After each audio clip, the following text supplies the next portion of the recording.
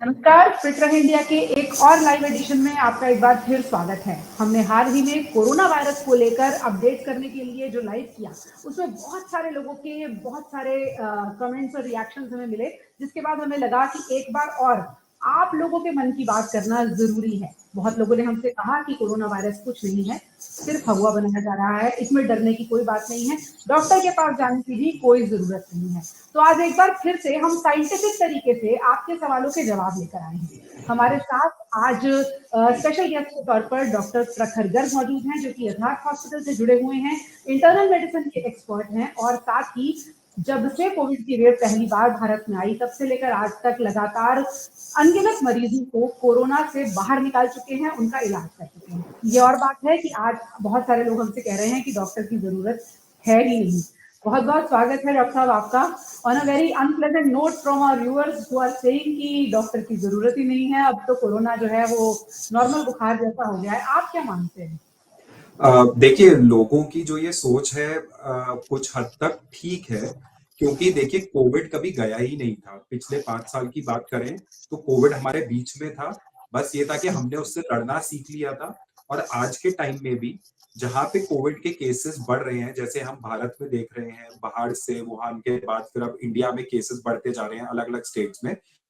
तो जो सिम्टम्स है वो एक नॉर्मल जो वायरल खांसी जुकाम बुखार शरीर में दर्द जो सिम्टम है वही सिम्टम इस कोविड के भी है। जो वेरिएंट है, जैसे जो शुरू के वेरिएंट थे, वो डेफिनेटली हमने वो टाइम देखा है जिसको हम आज भी सोचते हैं तो दिल दहल जाता है। हमने अपने लोगों को खोया है। हमने ऐसा माहौल देखा है जिस समय हॉस्पिटल में बेड नहीं थे।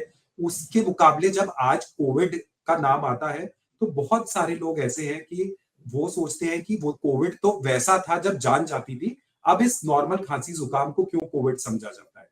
तो हमें ये समझना बहुत जरूरी है कि कोविड एक वायरल इन्फेक्शन ही है, वायरल बुखार की तरह है। और जैसे पहले वायरल इन्फेक्शन में नॉर्मली फ्लू जिसको हम बोलते हैं, इन्फ्लुएंजा एक आउटब्रेक हुआ था, स्वाइन फ्लू का आउटब्रेक हुआ था, ऐसे ही ये कोविड का एक तरह से आउटब्रेक हुआ। अब उसका जो वेरिएंट है वो चेंज होते जा रहे हैं। तभी जो अब हम बात करें JN.1 की, जो कि वेरिएंट अंडर मॉनिटरिंग का नाम दिया गया, मतलब अभी उसके ऊपर जांच चल रही है। पर हम सबको ये समझना बहुत जरूरी है, जो हम बात करते हैं कि कोविड आ गया और एक हाहाकार सा पूरे जगह मच जाता है, वो इसलिए क्योंकि हमने वो टाइम देखा है। तो हमें भूलना नहीं चाहिए, हमें अपने प्रिकॉशन रखने चाहिए। लोगों का कहना बिल्कुल ठीक है कि ये एक नॉर्मल खांसी जुकाम ही तो है, पर वो हम आज इसलिए बोल पा रहे हैं क्योंकि हमने उस फेज को के ऊपर कहीं ना कहीं पे जीत हासिल की। हमने वैक्सीनेशन देखी, सब कुछ देखा, तो इसलिए आज उसको लेके थोड़े संतुष्ट है। पर लापरवाही किसी भी बीमारी को लेके नहीं करनी चाहिए। बिल्कुल, और ये कहा जाता है कि युद्ध की तैयारी शांति के समय की जाती है। तो कोरोना वायरस जब एक युद्ध के तौर पर वॉर लाइक सिचुएशन में पहले हमला कर चुका था, उसमें हमने तैयारियां की, हमने अपने अपने अनुभवों को देखा, उन्हें समझा, और उसके बाद आज हम इस स्थिति में हैं कि बहुत सारे लोग ये कह पा रहे हैं कि कोविड में डॉक्टर की जरूरत है ही नहीं। अब डॉक्टर की कितनी जरूरत है, इस सवाल पर आए उससे पहले कुछ आंकड़े आपको दिखाते हैं जो ये बताएंगे कि क्या वाकई कोरोना से डरने की बिल्कुल जरूरत नहीं है। अगर हम आज की बात करें तो कोरोना वायरस के कुल मामले 1200 पार हो चुके हैं। महाराष्ट्र में 3 मौतें हो चुकी हैं, केरल में 2 मौतें हो चुकी हैं, कर्नाटक में 1 मौत हो चुकी है, दिल्ली NCR में आजकल आप जिसे फोन करें वो बताता है कि उसे कोविड हो चुका है। नोएडा में पिछले 24 घंटे में 19 नए मामले आ चुके हैं, और अभी सिर्फ नोएडा का आंकड़ा ये है बीते कुछ दिनों में कि कोरोना के कुल मामले यहाँ 43 यानी कि 43 है। अब ऐसे में सवाल ये उठता है कि क्या वाकई ये जितने भी मामले हैं या मौतों के जो आंकड़े हमने बताए, कुल मिलाकर 6 मौत का आंकड़ा दर्ज हो चुका है। तो डॉक्टर साहब, पहले तो लोगों के मन में जो सवाल है कि अरे डॉक्टर के पास जाने की कोई जरूरत नहीं है, फिर भी 6 मौतें दर्ज हुई हैं, 1200 से ज्यादा मामले हैं। नोएडा में आप भी प्रैक्टिस कर रहे हैं, हम बता रहे हैं कि पिछले 24 घंटे में 19 मामले आए हैं। आपका अपना डे टू डे प्रैक्टिस क्या कह रहा है, किस तरह के मरीज आपके पास आ रहे हैं? देखिए, बात यह है कि सबसे पहले तो टेस्टिंग कम हो रही है, इसीलिए जो नंबर है वो हो सकता है कि कम हो, वरना और भी ज्यादा नंबर आ सकते हैं। अगर कोविड के सिम्टम्स जो नॉर्मल वायरल के सिम्टम्स, फ्लू लाइक सिम्टम है, खांसी जुकाम, तो बहुत सारे लोग पहले भी जब कोविड नहीं भी था, लोग एक पैरासीटामोल खाते थे, एक एंटी एलर्जिक खाते थे और सोचते थे कि चलिए ठीक है, थोड़ा रेस्ट करेंगे, गर्म पानी पिएंगे, ठीक हो जाएंगे। पर अब लोगों के दिमाग में था कोविड मतलब स्मेल जाना, टेस्ट जाना। वो अब के वेरिएंट का फीचर नहीं है। अब इसमें ऐसा जरूरी नहीं है कि टेस्ट मिल जाए, इसलिए लोगों को लगता है कि शायद कोविड मुझे नहीं हुआ है। पर अगर आज भी जिन लोगों को खांसी जुकाम गले में दर्द है और वो कोविड का टेस्ट कराएंगे, तो आज भी 50 में से कम ऐसे होंगे कि 20-22 लोग पॉजिटिव ही आएंगे आज की डेट में भी। तो टेस्टिंग एक अपनी जगह है। कोविड जो लोगों के दिमाग में डॉक्टर के पास नहीं जाना, तो आपको डॉक्टर के पास तब नहीं जाना जब आपके सिम्टम बेसिक है या आपको कोई कोमॉर्बिडिटीज नहीं है। जैसे हम बात करते हैं जो इम्यूनो सप्रेशन है, जैसे जिनको लॉन्ग स्टैंडिंग डायबिटीज है, ब्लड प्रेशर की शिकायत है, किडनी की कोई बीमारी है, कैंसर के किसी ट्रीटमेंट में है, तो उनकी इम्यूनिटी कम होती है। उनको नॉर्मली भी कोई खांसी जुकाम बुखार या किसी तरह का इंफेक्शन होता है तो वो लंबे टाइम चलता है। इस माहौल में जहां पे कोविड फैल रहा है, कोविड वायरस कैच हो रहा है, अगर इस तरह के लोग हैं, घर में बुजुर्ग हैं, छोटे बच्चे हैं, तो उन लोगों को अगर सिम्टम्स हैं तो हमें देर नहीं करनी चाहिए और उस समय जरूर डॉक्टर के पास जाके रूल आउट कराना चाहिए कि वाकई में टेस्ट की जरूरत भी है कि नहीं। पर हाँ, अगर आपको सिंपल खांसी जुकाम है, आप घर में, आपको कोई कोमॉर्बिडिटीज नहीं है, तो आप बिल्कुल इंतजार कर सकते हैं। क्योंकि एक टाइम ऐसा आया था कोविड के टाइम में जहां पे हर घर में ऑक्सीजन सिलेंडर लोग ढूंढते थे, पल्स ऑक्सीमीटर देखते थे। तो तैयारी आज भी लोग चाहे बोले कि हमें कोविड से डर नहीं है कुछ है, पर तैयारी आज भी लोग कर रहे हैं। मास्क, सैनिटाइजर, ये सब लोगों ने यूज करना शुरू कर दिया है क्योंकि डॉक्टर के पास नहीं जाना चाहते, क्योंकि वो दहशत है। पर ऐसा नहीं है कि प्रिकॉशन नहीं चाहते, लोगों में इतनी समझ आ चुकी है आज की डेट में, उनको पता है बेसिक प्रिकॉशन क्या है, तो वो उस प्रिकॉशंस को ले रहे हैं। पर हाँ, अगर कोई साथ में और बीमारियां हैं तो उसको लाइटली नहीं लें, उस समय जरूर डॉक्टर से कंसल्ट करना चाहिए। तो पहली बात तो लोगों के दिमाग में हमने ये क्लियर कर दी कि किसको डॉक्टर के पास जाना चाहिए, किसको नहीं जाना चाहिए। अब आते हैं, ज्यादातर लोग जो ये मान रहे हैं अरे कोरोना को भौवा बनाया हुआ है, कोरोना तो दरअसल एक फ्रॉड है। हम सिलसिलेवार तरीके से आपको ये बताते हैं कि क्यों कोरोना वायरस की चर्चा हो रही है, हम क्यों एक बार फिर से लाइव डिस्कशन में आपके साथ हैं। सबसे पहले लोगों के मन में ये सवाल है, कोरोना वायरस का सिर्फ डर फैलाया जा रहा है, क्या कोरोना वायरस फ्रॉड है? इस सवाल का जवाब जो एक्सपर्ट भी बता रहे हैं और जो अनुभव भी कह रहा है वो ये है कि वायरस पहले से कमजोर जरूर हुआ है।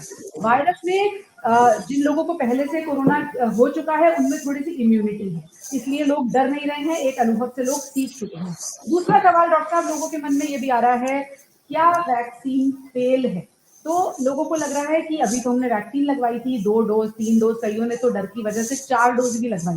तो ये लोगों के मन में सवाल है कि क्या वैक्सीन पूरी तरह से फेल है, वैक्सीन कोई काम कर नहीं रही है इसीलिए कोरोना आ गया?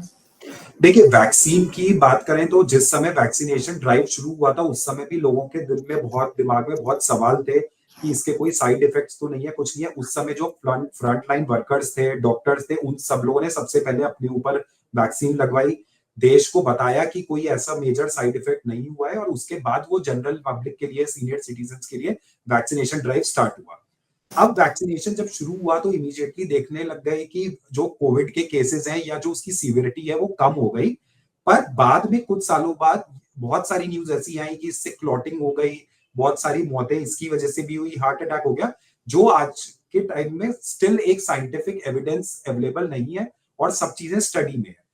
अब जो वैक्सीन उस समय लगी थी और आज की बात करें, उसको लगभग 3 से 4 साल हो चुके हैं, जिसकी एफिकेसी वैक्सीन की हो सकता है बहुत हद तक कि अब खत्म हो गई हो, क्योंकि वो एक पर्टिकुलर उस वेरिएंट के ऊपर थी। आज का वेरिएंट दूसरा है, माइल्ड है। ऐसा जरूरी नहीं कि जो वायरल इन्फेक्शन उस समय था, जो उस पे जो वैक्सीन काम करती थी, वही वैक्सीन आज के वेरिएंट पे भी काम करे। तो जैसे हम नॉर्मल एक एडल्ट इम्यूनाइजेशन में फ्लू वैक्सीन जैसे हम हर साल रिकमेंड करते हैं, या निमोनिया का वैक्सीन है हर 5 साल में रिकमेंड करते हैं, क्योंकि वो उसका एक पीरियड होता है, उसके बाद रिपीट होती है वैक्सीन। ऐसे ही अब ये कोविड के जब ये वेरिएंट JN.1 अभी आया है, जो ओमिक्रॉन का एक सब वेरिएंट है और देखा गया कि बहुत माइल्डर फॉर्म में है, और इसके सब वेरिएंट जैसे NB1.8 और LP8.1 जैसे जो वेरिएंट्स आए हैं, ये माइल्ड हैं अभी। अब इनमें क्या वो वैक्सीन पुरानी वाली काम कर रही है या नहीं कर रही, या अब नए वैक्सीनेशन की जरूरत है या बूस्टर डोज की जरूरत है, इसके ऊपर साइंटिफिक रिसर्च चल रही है और जरूर सरकार द्वारा, हमारे वर्ल्ड हेल्थ ऑर्गेनाइजेशन द्वारा इस चीज को सामने लाया जाएगा। पर अगर लोग ये सोचते हैं कि वैक्सीन पहले लगा था, अब कोविड क्यों हो रहा है, तो ऐसा वैक्सीनेशन मतलब कभी ये नहीं होता कि आपको बीमारी नहीं होगी, मतलब आपकी सीवियरिटी कम होगी। तो इसलिए वैक्सीनेशन के ऊपर ऐसा ना सोचें, विश्वास ना हटाएं उसके ऊपर से। अगर बूस्टर डोज की जरूरत होगी तो जरूर वो बताया जाएगा। बिल्कुल, और जब भी कोई वैक्सीन बनाई जाती है तो रिसर्चर्स ये साफ तौर पर कहते हैं कि कोई भी वैक्सीन 100% प्रोटेक्शन नहीं देती, लेकिन काफी हद तक प्रोटेक्शन देती है। अब अगला सवाल हम ग्राफिक पॉइंटर के जरिए आपको ये बताएंगे कि 3 डोज के बाद भी कोरोना क्यों है जो लोगों के मन में है। तो साइंटिफिक एविडेंस ये कहता है कि जब जब नया वेरिएंट आता है तब तब वैक्सीन को बदलने की जरूरत होती है। ये वेरिएंट नया है, कमोबेश नया है, हालांकि पहले इसका अटैक हो चुका है। ओमिक्रॉन का सब वेरिएंट है JN.1, और जैसा डॉक्टर गर्ग ने बताया कि ये वेरिएंट अंडर मॉनिटरिंग है, यानी कि अभी उतनी टेंशन की बात नहीं है। बहुत ज्यादा टेंशन की बात होती तो WHO यानी विश्व स्वास्थ्य संगठन इसे क्लासिफाई करता वेरिएंट अंडर कंसर्न, जो कि अभी तक नहीं हुआ है। दूसरी बात ये भी है कि जो वैक्सीन से प्रोटेक्शन मिली है वो धीरे धीरे वीन ऑफ हुई होगी, कम हुई होगी। वैक्सीन रिपीट नहीं हुई है, और अभी लोगों को भी यही लगता है, एक्सपर्ट्स को भी ये लगता है कि फिलहाल वैक्सीनेशन को रिपीट करने की या नई वैक्सीन को लाने की जरूरत तो नहीं दिखती, क्योंकि सिचुएशन नहीं है। सबसे पॉपुलर सवाल कि वैक्सीन के नाम पर क्या धोखा हुआ, वैक्सीन आ गई उसके बाद भी कोरोना हुआ। तो लोगों को ये लग रहा है कि हम तो चीट हो गए और अब नई वैक्सीन के नाम पर हमें फिर से जो है हमारी जेब पर भारी पड़ेगी और हमें नई वैक्सीन लगाने के लिए कहा जाएगा। ये तो वैक्सीन कंपनियों का गोरख धंधा है। आप देखिए वैक्सीन की बात करें हम, लोगों का ये समझना कि ये कोई एक मार्केटिंग है या कोई एक ऐसा एजेंडा बनाया हुआ है कि जिससे कि मार्केटिंग वैक्सीनेशन की बढ़े और ये चीजें हो, तो ये समझना होगा कि कोई भी वैक्सीन जब मार्केट में आती है वो मल्टीपल रिसर्च के बाद, मल्टीपल ट्रायल्स के बाद मार्केट में लॉन्च होती है। और इवन जब ह्यूमंस के ऊपर भी इस चीज को यूज कर लिया जाता है उसके बाद वो आम पब्लिक के लिए आती है। ऐसे ही कोविड का वैक्सीन का जब टाइम आया, बहुत कम टाइम में भारत ने ऐसी वैक्सीन बनाई, लेके आए, और बिल्कुल उसके पॉजिटिव रिजल्ट्स देखे गए, सब चीजें कम हुई। और वैक्सीन सिर्फ ये कोविड की बात नहीं है, वैक्सीन जो पुराने टाइम से चल रही है, एक टाइम पे ऐसा था जो स्मॉल पॉक्स था जो अब इरेडिकेट हो गया है हमारे देश से, उसके वैक्सीन आए, पोलियो ड्रॉप्स आए, और भी नंबर ऑफ वैक्सीन, जैसे चिकन पॉक्स की वैक्सीन हो गई और फ्लू वैक्सीन हो गई, इतने सारे वैक्सीन आए। पर लोगों की क्षमता सिर्फ कोविड वैक्सीन को लेकर ही क्यों है? क्योंकि ये बहुत शॉर्ट टर्म में ये वैक्सीन आई गई और इसकी मिथ बहुत सारी गई कि इसकी वजह से इसके कॉम्प्लिकेशंस तो नहीं है, जो कि प्रूवन नहीं है। अब आज मार्केट में अगर कोई भी चीज, कोई वैक्सीन आ रही है, आपको देखनी है उसकी कॉस्टिंग क्या है। क्या कोविड की वैक्सीन बहुत हाई कॉस्टिंग की आई मार्केट में जो लोगों के पॉकेट में भारी पड़ी? बिल्कुल ऐसा नहीं था। शुरू में बहुत सारी वैक्सीन फ्री में लगाई गई, एक्सपेरिमेंट्स हुए, डॉक्टर्स खुद आगे आए, उन्होंने अपने ऊपर लगाए, और मेरे ख्याल से आप भी वन ऑफ द फर्स्ट वो थे जिन्होंने अपने ऊपर वैक्सीन लगवाया। और मैं, आप, हम सब लोग आज ठीक है उस चीज को लेके। तो लोगों को ये समझना बहुत जरूरी है। देखिए साइड इफेक्ट्स, कॉम्प्लिकेशन किसी भी चीज के हो सकते हैं। एक सिंपल एक बुखार की दवाई के भी हो सकते हैं, एक सिंपल आप कोई एंटीबायोटिक खाएं उससे भी रिएक्शन हो सकते हैं। क्योंकि अगर आपको पता है आपकी बॉडी किस चीज से रिएक्शन दे रही है तो आप बिल्कुल उस दवाई को नहीं लेंगे। पर ये पहले से किसी को नहीं पता है, तो मार्केट में जो चीज आ रही है, हर चीज, चाहे आप एक दवाई भी खाते हैं, एक पैरासीटामोल खाएंगे वो भी पैसे देके लेते हैं। आप जो ओवर द काउंटर लोग एंटीबायोटिक लेते हैं केमिस्ट से, वो भी पैसे देके लेते हैं, जो जो डॉक्टर से बिना कंसल्ट किए करते हैं। तो ऐसे ही वैक्सीन है, उसकी कुछ एक रिसर्च हो रही है, एक नॉमिनल कॉस्ट तो होगी। आज अगर वो फ्री में सब जगह लगने लगी तो लोगों को उसमें भी डाउट होगा कि फ्री में लगा रहे हैं, जरूर इसमें भी कुछ ना कुछ गड़बड़ होगा कि ये फ्री में क्यों दे रही है, दी जा रही है चीज। तो इसीलिए ये चीज ऐसा है, ये बहुत बड़ा सवाल है। तो ऐसे हमेशा ये समझ पड़ेगा कि इतने सारे साइंटिस्ट जो इतनी रिसर्च कर रहे हैं इसके ऊपर, उसके बाद इतनी पढ़ाई करके इतना पैसा खर्च होता है इन सब चीजों के ऊपर, उसके बाद मार्केट में आ रही है।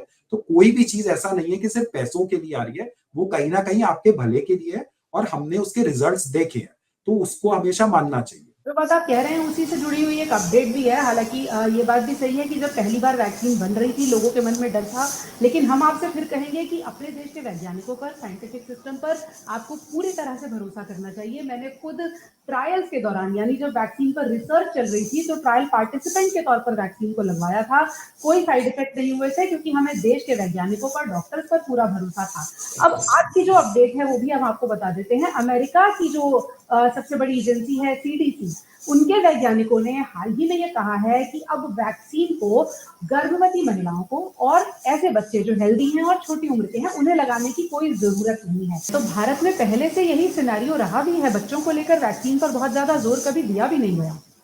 देखिए वैक्सीन का जब ड्राइव हमने देखा, जो उसके फेजेस थे, तो बिल्कुल ऐसे ही फेज शुरू हुआ कि जैसे सबसे पहले फ्रंटलाइन वर्कर, फिर सीनियर सिटीजन, फिर उसके बाद एक पर्टिकुलर एज ग्रुप, और बहुत एंड में जाके वो हमने हमारे जो यंग एडल्ट्स हैं उनके ऊपर वैक्सीन उसके बाद अलाउ किया गया, क्योंकि ये माना जाता है क्योंकि बच्चों की इम्यूनिटी ज्यादा है।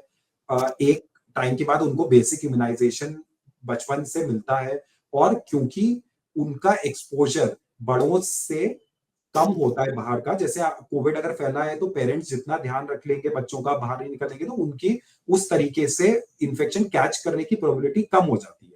तो हमेशा वैक्सीनेशन, इसलिए जो जैसे ट्रायल हुए, रिसर्च हुआ, उस हिसाब से वैक्सीनेशन को अलाउ किया गया। जो गर्भवती महिलाओं की बात हुई, तो बिल्कुल जब कोविड फैला था ऐसा था, जब वैक्सीनेशन आई कि क्या उनको लगा सकते हैं या नहीं, तो पहले शुरू में मना किया गया क्योंकि उसके ट्रायल्स नहीं थे। अब आज की डेट में क्योंकि जो कोविड का वेरिएंट है, जिसको हम JN.1 जैसे ओमिक्रॉन का सब वेरिएंट है, वो एक माइल्ड है। तो कोई भी वायरल इन्फेक्शन जब भी होता है, उस समय उस इन्फेक्शन में, ऑनगोइंग इन्फेक्शन में वैक्सीन नहीं दिया जाता है।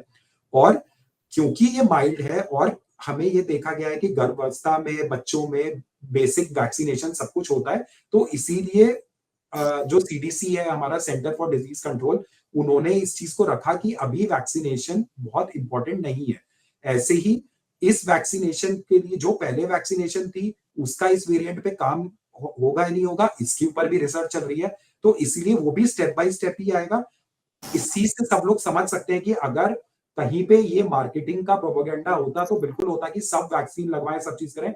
आज की डेट में भी जो हमारे बच्चे हैं, महिला हैं, उनको अभी रिस्ट्रिक्ट किया गया है, क्योंकि स्टेप बाय स्टेप चलना आसान रहता है हमेशा, और सेफ रह के चलना है हमारे भारत की जनता को।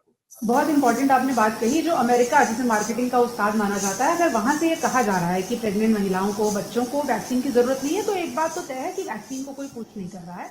कोविड आया है, चौथी लहर कह लीजिए या इसे आसान बुखार कह लीजिए, लेकिन उस पर ध्यान रखने की तो जरूरत है। क्विकली अब डॉक्टर गर्ग, मैं आपसे वो सवाल पूछती हूँ जो लोगों के मन में है, बार बार हमसे भी पूछे जा रहे हैं, ताकि फिट रहे इंडिया के व्यूअर्स को इस प्लेटफॉर्म पर जवाब मिले। जो लोग घर पर हैं, उन्हें क्या दवा लेने की जरूरत है?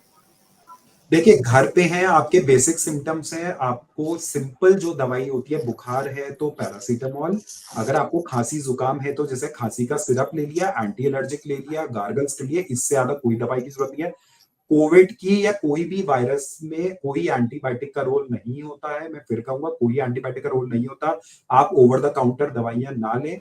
अगर आपको कोई सिम्टम्स बढ़ते हुए दिखते हैं, तो डॉक्टर से कंसल्ट करके ही दवाई लें। आपको बिल्कुल डॉक्टर के पास जाने की जरूरत नहीं है। अगर आपके माइल्ड सिम्टम्स है, आप घर पे रहिए, रेस्ट करिए, प्रॉपर डाइट लीजिए, हाइड्रेशन रखिए, और अगर अगर आपके सिम्टम कंट्रोल में है, तो आपको कोई पैनिक होने की जरूरत नहीं है। पर आइसोलेटेड रहिए। आपको कोई भी फ्लू लाइक सिम्टम्स है, बाहर ना जाएं, क्योंकि उससे आप अपने साथ साथ दूसरों के लिए भी खतरा बढ़ा रहे हैं। हो सकता है कि कोविड हो जिसको आप ना मान रहे हो, पर वो बाकी लोगों में भी फैल सकता है। तो इसलिए आइसोलेशन में रहें और ध्यान रखें। टेस्ट कराने की जरूरत कब पड़ेगी? टेस्ट कोविड की दो रीजंस हैं जब हम टेस्टिंग के लिए बोलते हैं।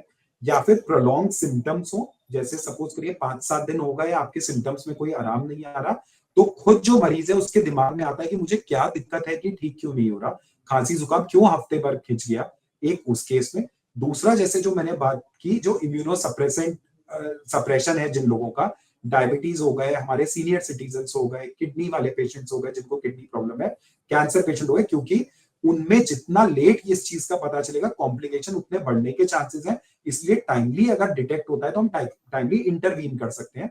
लोगों को समझना होगा कि अगर ऐसा कहीं पे फोर्सफुलनेस होती की हो, तो इसकी दवाइयां भी बन गई होती है अब तक, कि आप पहले से ये दवाइयां खाओ। आज भी ये बोला जाता है mask hand hygiene, mask hand hygiene, जो कि शायद कुछ कॉस्टिंग नहीं होती, सब आपके हाथ में है।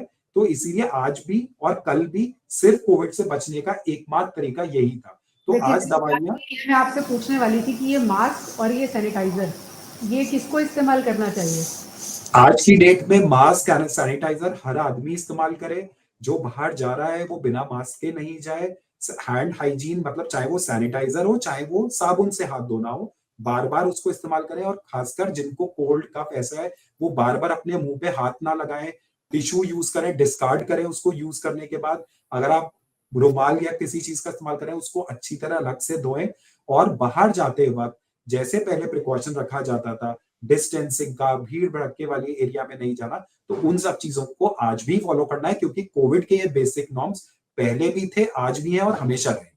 देखिए, सैनिटाइजर जो लोग यूज करते हैं उनको हम पहले भी कई बार बता चुके हैं, फिर बताते हैं कि जब आप सैनिटाइजर को यूज करते हैं तो दोनों हाथों को 1 मिनट तक आपको रब करने की जरूरत होती है। ऐसा नहीं होता कि ऐसा किया और लग गया, ये पूरे तरीके से हाथ को कवर करेगा, तभी अगर कोई वायरस का हमला होगा तो उसे ये डीएक्टिवेट करेगा या बेकार करेगा, हम कह सकते हैं।